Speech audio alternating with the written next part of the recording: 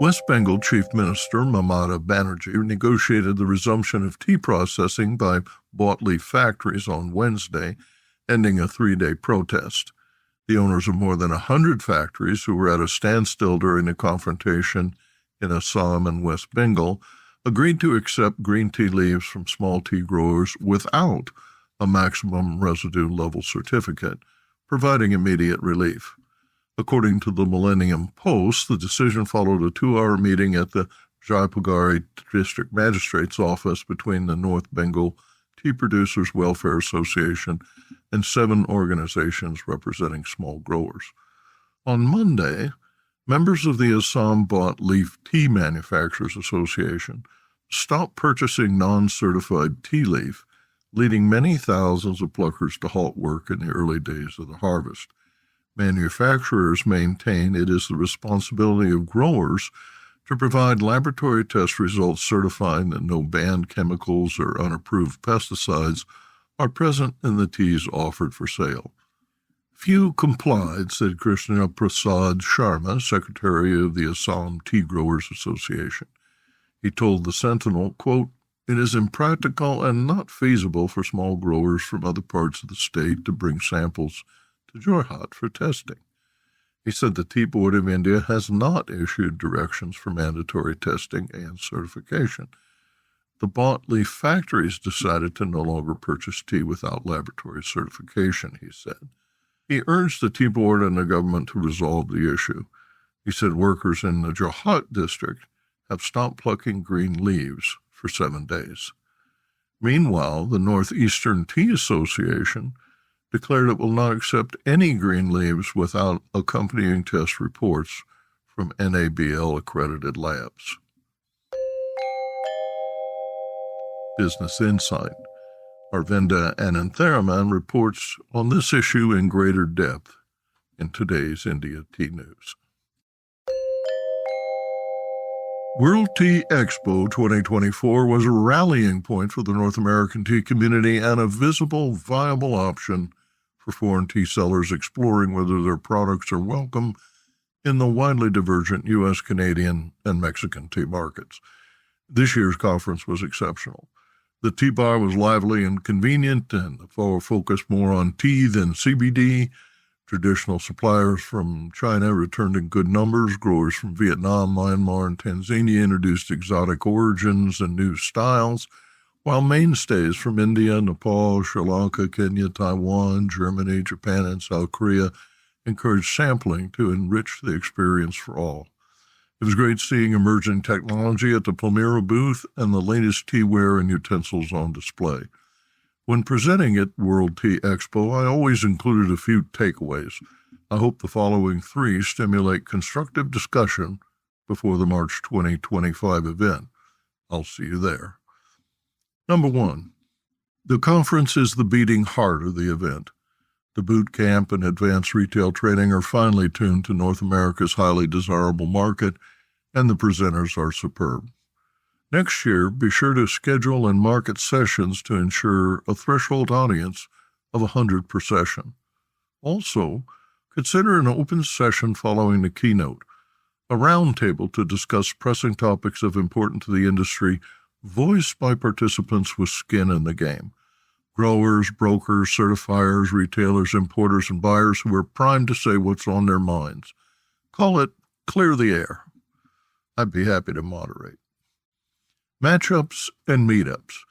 Matchmaking separates wheat from the chaff. New software enables exhibitors to screen buyers before the event and concentrate on those with the highest sales potential, culminating in transactions rather than introductions. Meetups are just informal and fun. Consider a tea playroom for meetups where attendees with common interests can gather. Sample, sample, sample. The expanded tea bar is an excellent feature for many reasons, but sampling stands out. Encourage activities where people share a tea more readily, like at tea festivals. Tasting and discuss prize-winning teas is a perfect example. The tea bar should be jammed with activities encouraging people to mingle while drinking tea. Since booth space to sit and talk is limited, arrange seating conducive to business conversations away from the busy booths. to facilitate on-site matchmaking, a matchmaking lounge. Visit the T-Biz blog for more complete coverage and loads of photos. On the floor, I chatted with a dozen exhibitors during the show. Here's what they had to say. This is Dan Bolton on the floor at World Tea Expo with Michael Harney at Harney & Sons Fine Tea. Mike, how are you? And thanks for joining us on the program. Well, it's always a pleasure to see you, Mr. Bolton. So, a pleasure. I hear you're doing a lot of traveling, which is great. So the show has been good. There's some smaller, obscure countries. There's some people from Myanmar over here, which was interesting seeing their teas. But we're doing well here at the booth. The first day was very, very busy. It's a little slower. That allows us to get out and meet the people from Myanmar, or they have a whole bunch of Chinese. So some of the Chinese people I haven't seen in a bit. So it's a good time here. And then it's part of, as you can probably hear, the nightclub show, the Restaurant and Bar Expo. So that allows us to get some rum from Puerto Rico or whatever we want. Tell me about your company. My dad started it 41 years ago. My brother and I were here. Paul took off today, but I'm here working hard the second day, and we're 41 years. It's gotten to be a great thing. We get some of these new people that are just getting the business. And how did it happen? I said, I have no idea. I just put one foot in front of the other. Next thing you know, we've gotten kind of a little bit bigger there, Daniel. One of the finest tea brands in the world, without question. This is Dan on the floor at World Tea Expo. This is Dan Bolton with T-Biz on the floor at World Tea Expo. I'm with Lars at Defleson & Bach. Hi, Lars. Hi, nice to meet you. Tell me about the show. Show's been great so far. So for me, it's the first time here actually. Never been here before, and I'm quite surprised by how many people came by. So yesterday was really busy. A lot of stuff to do, a lot of customers, a lot of new contacts coming by. And yeah, today's also nice. Meeting a lot of interesting people and also seeing some suppliers, some customers. So yeah, so far, really liked it. Tell me a little about your company. So our company is based in Hamburg, Germany. We started out in Germany in 1836, so quite a long history. And we do orthodox teas, so without flavoring. We do fruit teas, herbal teas, with or without flavoring. All the blending, all the teas are imported into Germany, Hamburg, in our main office. That's where we do the blending, the packaging. And then we have a subsidiary here in the US, our Chicago office, which are responsible for the US customers, for the Latin American customers. And everything they need, we ship over here. And we are focused on specialty teas, loose leaf qualities. We also do a lot of accessories, which we import ourselves. Some coffee as well on the side. A lot of business. Thank you so much. This is On the Floor with Dan Bolton at World Tea Expo. This is Dan Bolton on the floor at the tea vendor booth with Bob and Shaw. Tell us about the show, Bob. Well, so far we've had a pretty good show. A lot of foot traffic on day one. Day two was a little bit slower, but definitely a lot of good foot traffic on day one. Met a lot of existing customers, met some potential new customers. We've done something a little bit different with our booth this year, where we're trying to promote our new platform, Tea Vendor. So the way I would describe Tea Vendor is, think of it as a marketplace for B2B that people can go to for tea. And so as part of that, we're promoting some of the brands that are going to be launched on teavendor.com.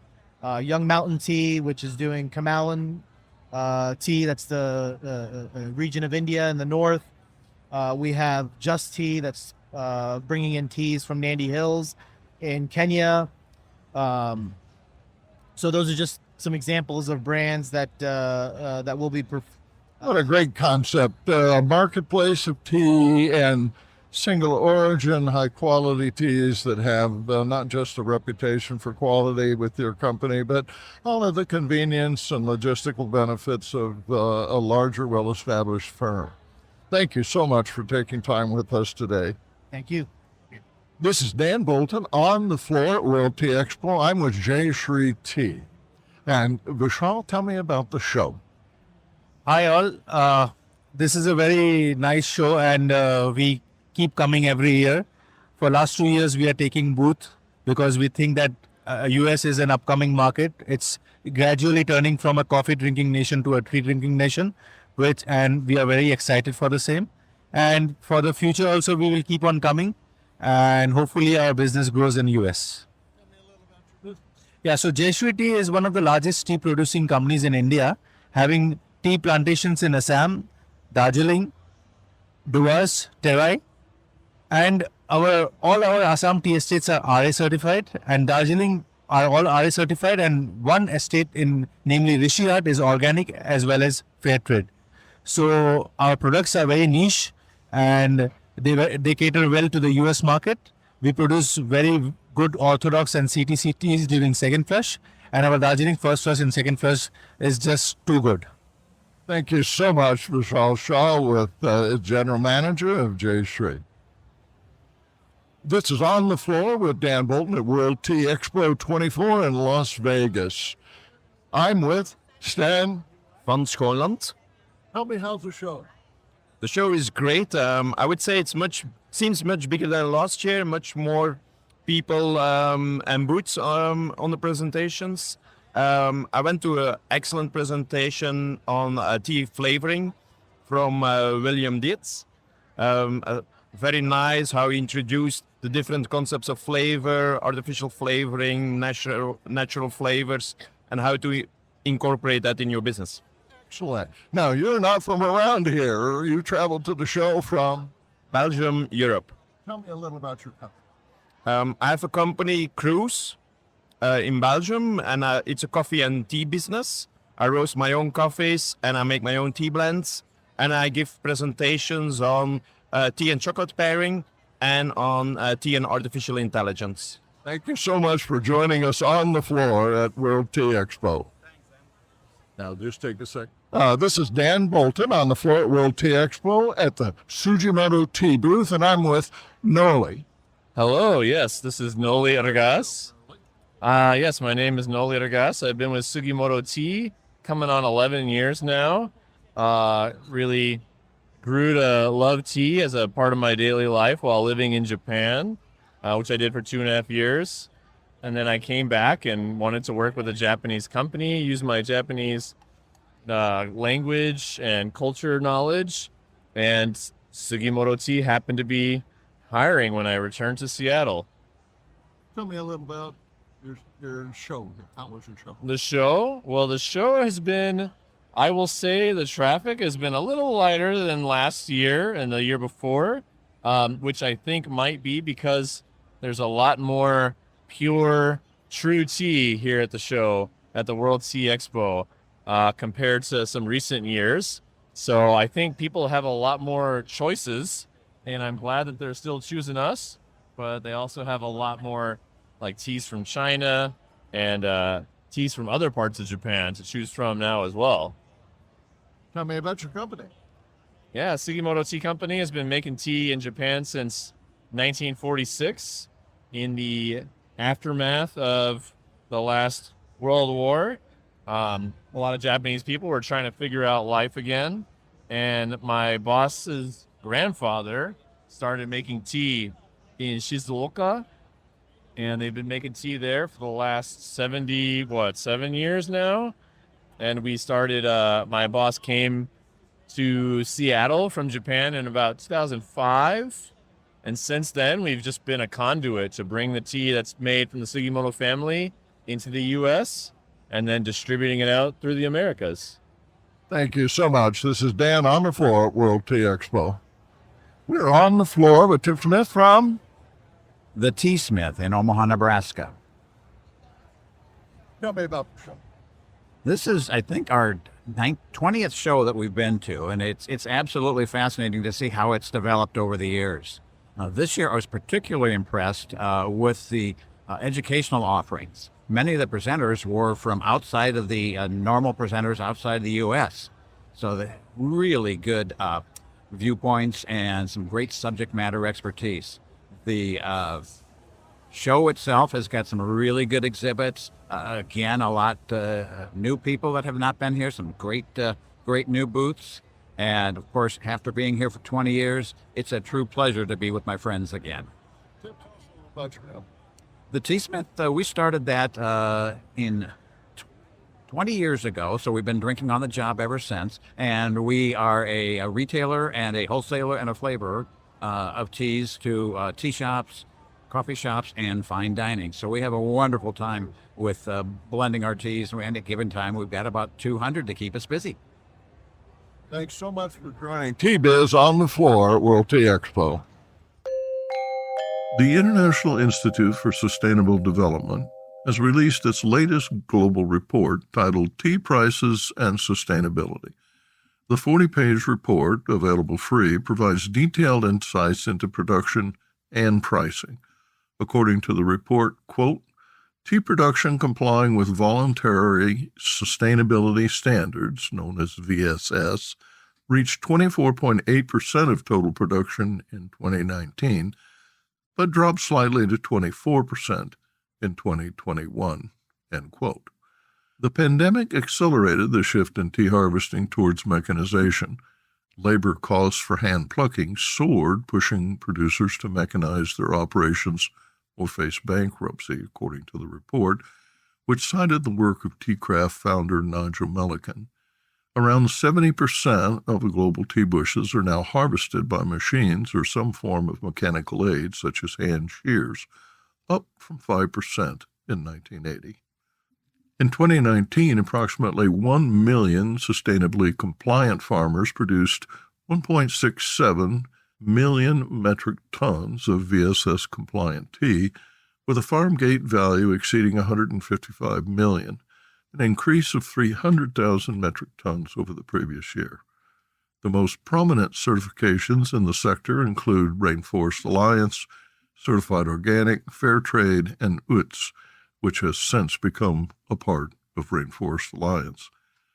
Rainforest Alliance generated 1.3 million tons of sustainably produced tea in 2021, Organic certified 368,000 metric tons.